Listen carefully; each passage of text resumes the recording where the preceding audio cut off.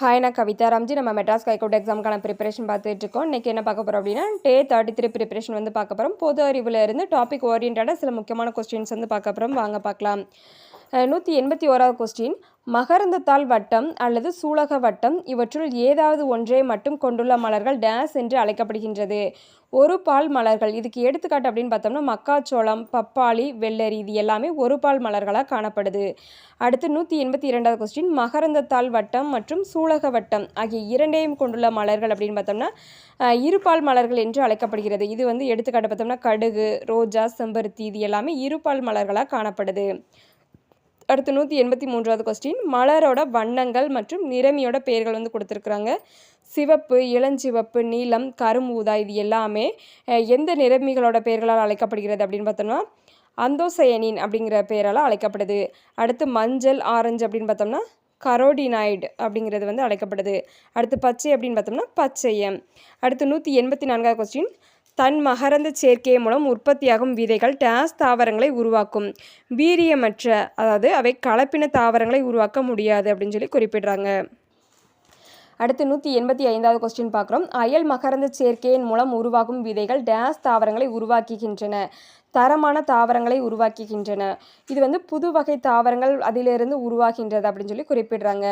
அடுத்து 186வது கொஸ்டின், காற்று மூலம் மகரந்த சேர்க்கை அப்படின்னு பார்த்தோம்னா இதுக்கான பெயர் அப்படின்னு பார்த்தா இது முக்கியமானது, நோட் பண்ணிக்கோங்க. ஒன் வேர்டில் கேட்குறாங்க. காற்று மூலம் மகரந்த சேர்க்கை நடைபெறுது அப்படின்னா இதை எப்படி அழைப்பாங்க அப்படின்னு பார்த்தோம்னா அனிமோஃப்ளி அப்படின்னு சொல்லி அழைப்பாங்க.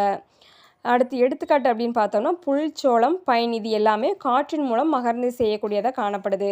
அடுத்து நீர் மூலம் மகரந்த சேர்க்கை அப்படின்னு பார்க்குறோம். இதை எப்படி அழைக்கிறாங்க அப்படின்னு பார்த்தோம்னா இந்த நீர் மூலம் மகரந்த சேர்க்கை நடைபெறது வந்து ஹைட்ரோஃப்ளி அப்படின்னு சொல்லி அழைப்பாங்க.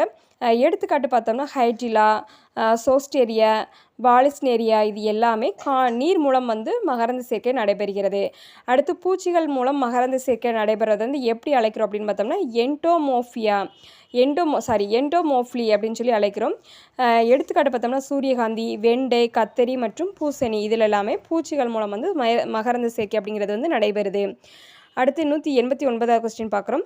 பழந்தினி வவ்வால், ஓசனி சிட்டு மற்றும் எறும்பு முதலிய இது வந்துட்டு என்ன செய்யுது அப்படின்னா மகரந்த சேர்க்கைக்கான ஒரு காரணியாக காணப்படுது.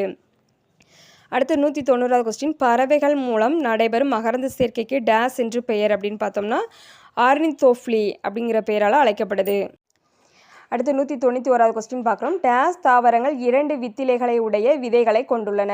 இது வந்து இரு விதை இலைன்னு சொல்லுவாங்க. இரு விதை இலை தாவரங்கள் வந்து 2 வித்திலைகளை உடைய விதைகளை வந்து கொண்டுள்ளது அப்படின்னு சொல்லி குறிப்பிடுறாங்க. இரு விதை இலை அப்படின்னு பார்த்தோம்னா ஒரு செடி முளைச்சி வருது அப்படின்னா இப்போ ஒரு பீன்ஸ் இப்போ உதாரணத்துக்கு கொடுத்துருக்குறாங்க. பட்டாணி, பீன்ஸ், ஆமணக்கு இது எல்லாமே இரு விதை இலையாக குறிப்பிடுது. பீன்ஸு கண்ணை வந்து இப்போ எங்கள் வீட்டில் வச்சுருக்குறோம். அப்போ வந்து இப்போ வந்து பீன்ஸ் வந்து முளைக்க வச்சுருக்குறோம் அப்படின்னா அது முளைச்சி வரும்போது இப்போ 3வது நாள் வந்து பீன்ஸ் வந்து அந்த இலை வந்து தெரியும். ஒரு இடத்துல இன்றைக்கி ஊனி வச்சுருக்குறோம் அப்படின்னா நாளை கழிச்சு தெரியும். 3வது நாள் வந்து இப்படி அதோட தளிர் வந்து மேலே வந்திருக்கும் வரும்போது 2 இலைகளோடு வரும். அதைத்தான் இரு விதை இலைன்னு சொல்லி சொல்லுவோம். அதே இது ஒரு விதை இலையோடு வந்துச்சு அப்படின்னா இது வந்து ஒரு விதை இலை தாவரம் சொல்லி சொல்லுவோம். இதில் வந்து பட்டாணி, பீன்ஸ் இது வந்து எடுத்துக்காட்டாக காணப்படுது. இப்போ வந்து இதுக்கு பார்த்துட்டோம். ஒரு விதையில் எப்படின்னு பார்த்தோம்னா சோளம், நூல், கோதுமை இவற்றின் இலைகள் வந்து இணைப்போக்கு நரம்பு அமைவு கொண்ட இலைகளையும் சல்லிவேர் தொகுப்பையும் காணப்படுது. இது வந்து ஆணிவேர் தொகுப்பு கொண்டதாக காணப்படுது. இது ஒரு விதை இலை பார்த்தோம்னா சல்லிவேர் தொகுப்பு கொண்ட இதாக காணப்படுது. அடுத்து 193வது கொஸ்டின், விதை பரவல் அப்படிங்கிறதுக்கான பார்க்குறோம்.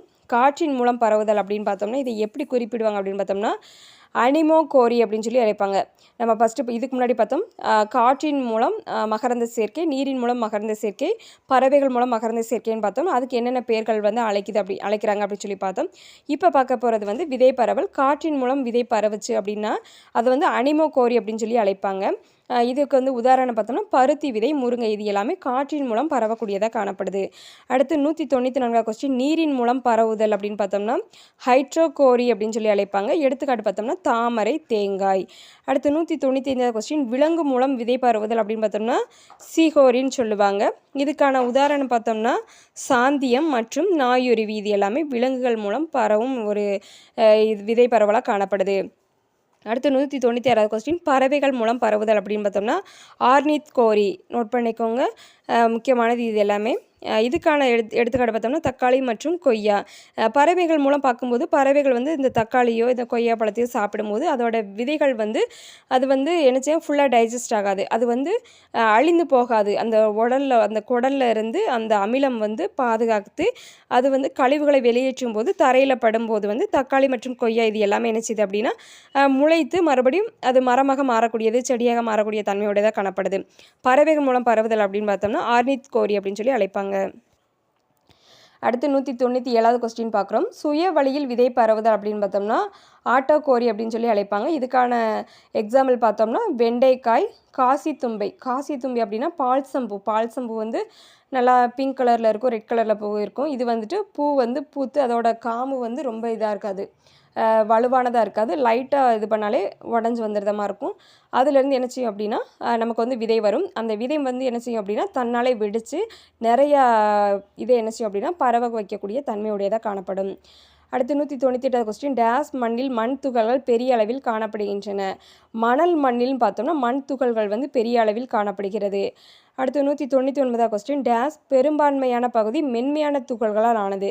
களிமண் அப்படின்னு பார்த்தோம்னா அதோட பெரும்பான்மையான பகுதி எப்படி காணப்படுதுன்னா மென்மையான துகள்களோட சேர்ந்த ஒரு தொகுப்பாக காணப்படுது. அடுத்து 200வது கொஸ்டின் பார்க்குறோம். டேஸ் மண்ணில் பெரிய மற்றும் சிறிய துகள்கள் சம அளவில் கலந்து காணப்படுகிறது. பசலை மண்ணில் பார்த்தோம்னா பெரிய மற்றும் சிறிய துகள்கள் வந்து சம அளவில் கலந்து காணப்படுதுன்னு சொல்லி குறிப்பிடுறாங்க. இப்போ வந்து முக்கியமான கொஸ்டின்ஸில் பார்த்துருக்குறோம். மீதி உள்ள ஒன்வேர்டு வந்து நம்ம நெக்ஸ்ட் வீடியோவில் பார்க்கலாம். நம்மளோட வீடியோ உங்களுக்கு யூஸ்ஃபுல்லாக இருந்துச்சுன்னா ஒரு லைக் பண்ணிடுங்க. உங்களோட ஃபேமிலி அண்ட் ஃப்ரெண்ட்ஸ் வந்து யாராவது நம்மளோட மெட்ராஸ் கைகோட எக்ஸாமுக்கான ப்ரிப்பரேஷன், அதாவது அந்த எக்ஸாமுக்கு அப்ளை பண்ணியிருந்தாங்க அப்படின்னா இந்த ப்ரிப்பரேஷன் வீடியோ வந்து உங்களுக்கு ஷேர் பண்ணுங்கள். மேபி உங்களுக்கு யூஸ் ஆகலாம். நம்ம சேனலை லைக் பண்ணுங்கள், ஷேர் பண்ணுங்கள், சப்ஸ்கிரைப் பண்ணுங்கள். Thank you friends.